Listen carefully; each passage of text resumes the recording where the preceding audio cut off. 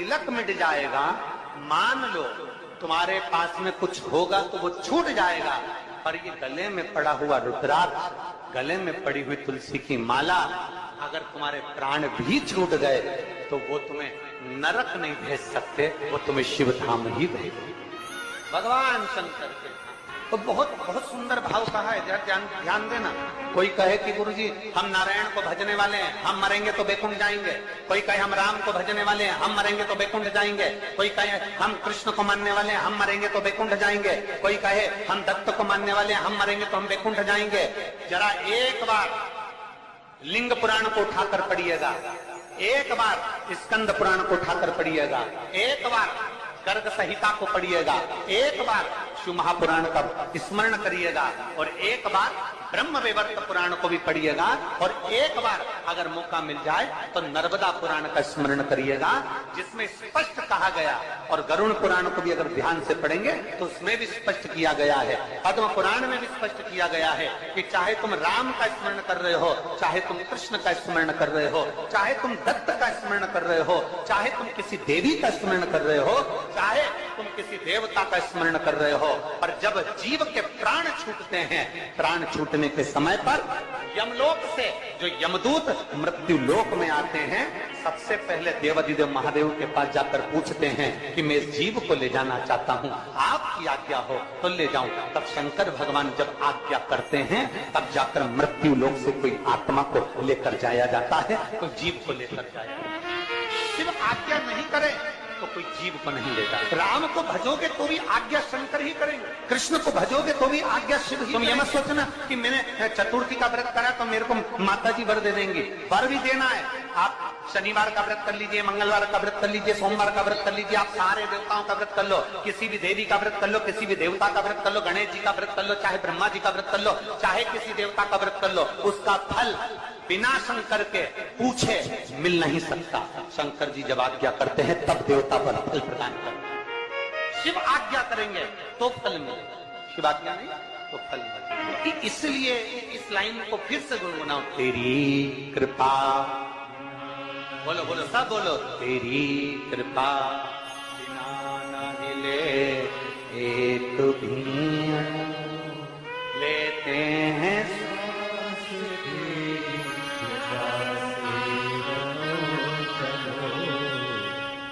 बेतवा के तट के लोग, बेतरवती के तट के लोग इतना धीमा बोलते हैं। यहाँ तो एक कहावत चलती है और तुम लोग फिर हम बोलेंगे तो कहोगे कि तुरंत दुनिया के लोग कह देंगे महाराज जी तो व्यासपीठ से बोल रही है। यहाँ तो एक कहावत चलती है, क्यों तुम क्या बेतवा के तोप हो? तो यहाँ तो कहावत चलती हो, तुम जरा जम के तो बोलो हर हर। तो ये तो तुम्हारे भीतर एक बल उत्पन्न करता है। कोई भी व्रत कर लो, कोई भी अनुष्ठान कर लो, कोई भी पूजन कर लो, कोई भी शरणागति ग्रहण कर लो, बिना शिव के सब खाली, बिना शंकर के सब खाली है। शिव के बिना सब अधूरा, शंकर के बिना सब सूना। जहां शिव नहीं, जहां शंकर नहीं, वहां इसलिए तेरी कृपा बिना नहीं एक भी लेते हैं श्वास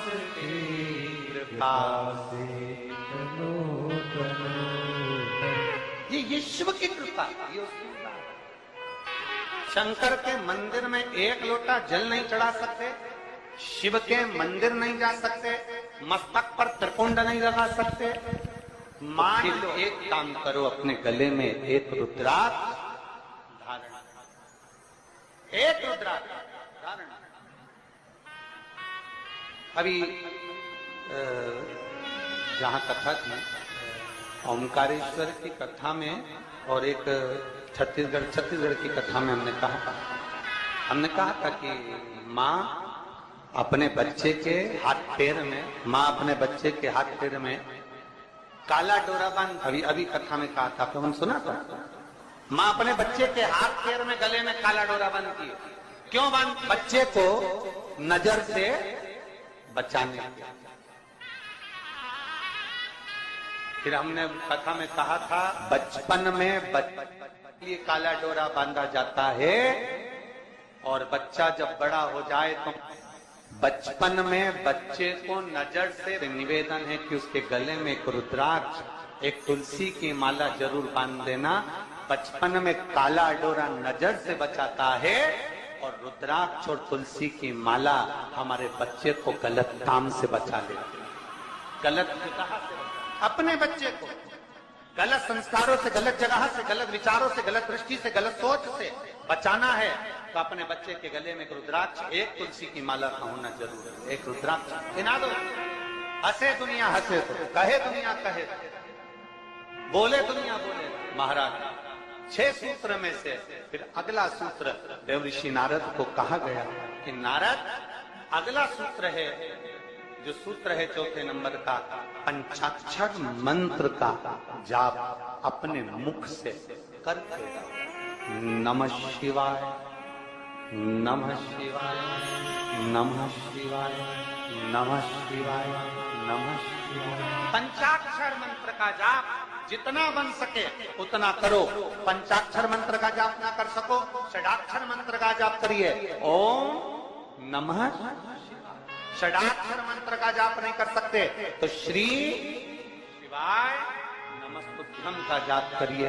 और इतना भी नहीं कर सकते तो जो तुम्हारे गुरु ने तुमको मंत्र प्रदान कर दिया उस मंत्र का जाप करते रहो तो भी शिव कृपा। जो दिया पंचाक्षर जपो, षडाक्षर जपो, ना बन सके तो श्री शिवाय नम। एक बार जम के बोलो जरा, श्री शिवाय नम। भगवान शंकर की शरणागति ग्रहण करिए, शिव तत्व को प्राप्त करिए, शिव की शरणागति को प्राप्त करिए। एक माँ ने पत्र में लिखा, सोच में पड़ गए 9 वर्ष के बाद तो भगवान ने संतान दी और वो भी बच्चा बता रहे हैं कि ठीक नहीं है, इसकी सोनोग्राफी में आया और उसको मुख से भगवान के मंत्र का जाप, पंचाक्षर मंत्र का जाप करना, ये भगवान शिव के मंत्र का जाप। भगवान शिव तेरे डमरू की धुन सुन के मैं काशी नगरी हृदय से बाबा से प्रार्थना। जगह मिले तो बैठ जाओ, ना मिले खड़े रहकर भाव से प्रार्थना। जो पंडाल के अंदर वाले हैं वो लोग तो बड़े भाव से बैठकर बाबा से प्रार्थना करेंगे, दिल से निवेदन साथ में बोलेंगे। जल वृष्टि अपनी जगह पर है, कार्यकर्ता अपने काम में लगे हैं, आप अपने बाबा से प्रार्थना दिल से भाव से करिए। श्री शिवाय नमस्तुभ्यं, श्री शिवाय नमस्तुभ्यं, श्री शिवाय नमस्तुभ्यं, श्री शिवाय नमस्तुभ्यं, श्री शिवाय नमस्तुभ्यं। इसी प्रकार करते रहिए।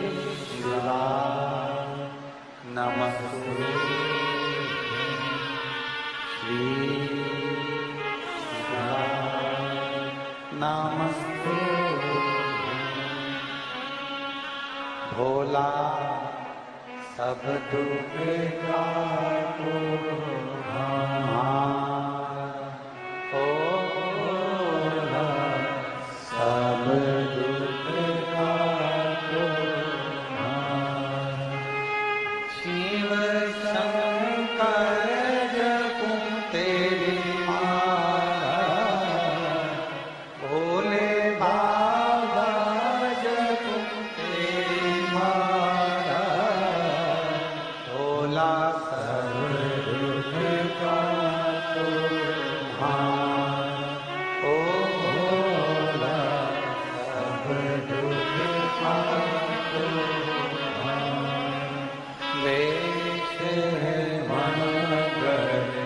ये भी भगवान शंकर की शरणागति के बराबर है, शिव को प्राप्त करने के बाद शिव को प्राप्त।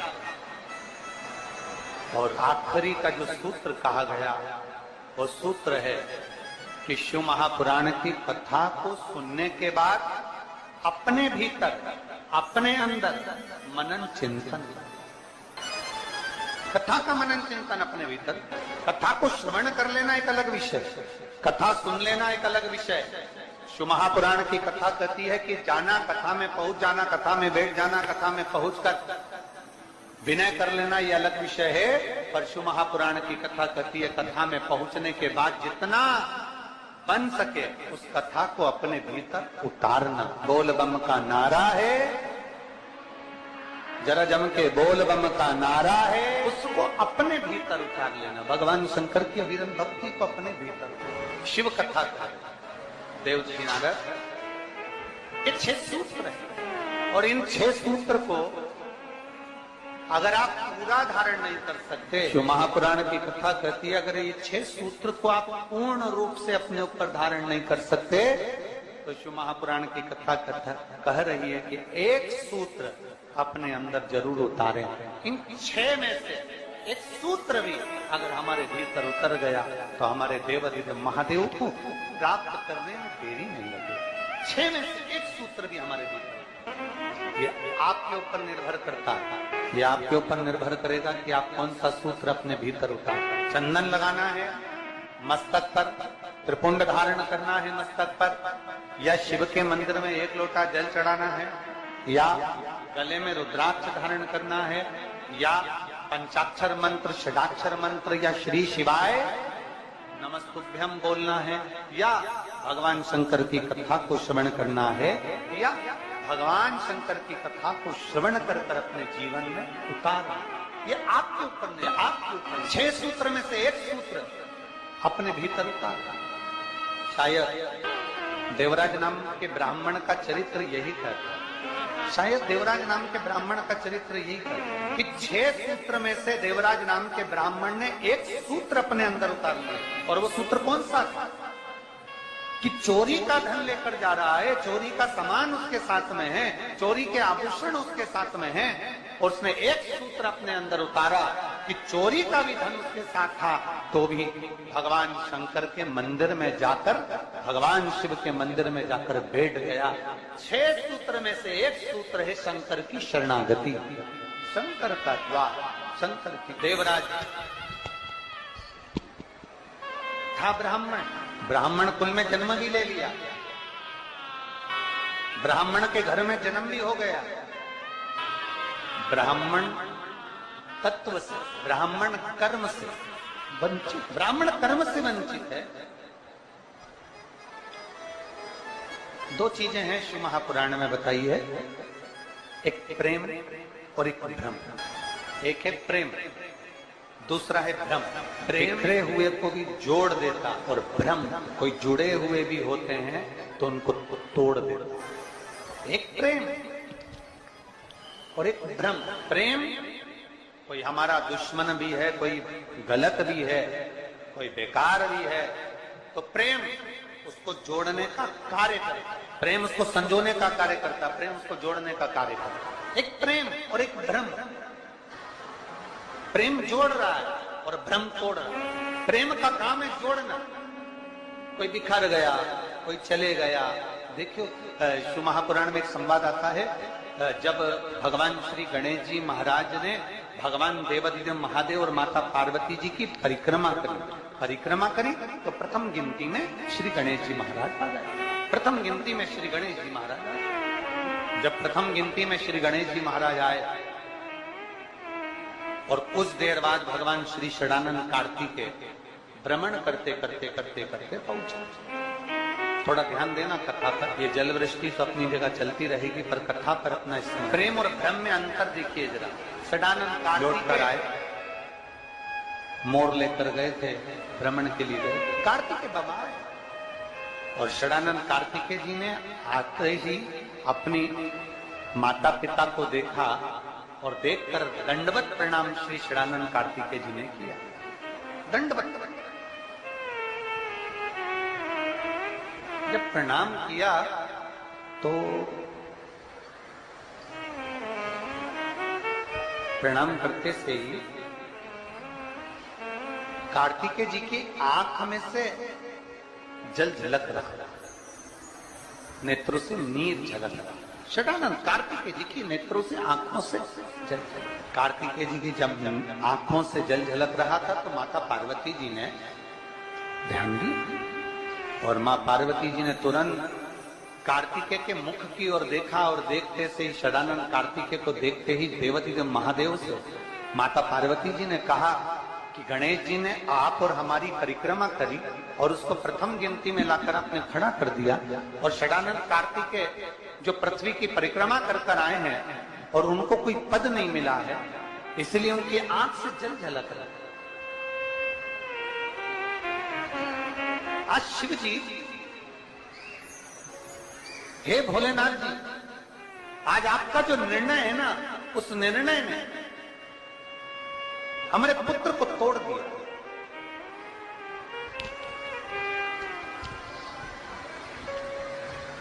आज जो आपका निर्णय, इस निर्णय ने हमारे बेटों को तोड़ दिया। ये निर्णय श्रेष्ठ नहीं हुआ और निर्णय ब्रह्म हो गया। ब्रह्म गणेश जी आपकी और हमारी परिक्रमा कर लिए। गणेश जी ने आपकी और हमारी परिक्रमा कर ली और वो प्रथम गिनती में आ गए, और यहाँ षडानंद कार्तिकेय पूर्ण पृथ्वी की परिक्रमा कर कर आए और उनको कोई पद नहीं मिला। ये निर्णय कुछ ब्रह्म में हो गया। और पार्वती जी ने देवादिदेव महादेव से कहा, बाबा ओघड़दानी, प्रभु, स्वामी, बस यही बात है कि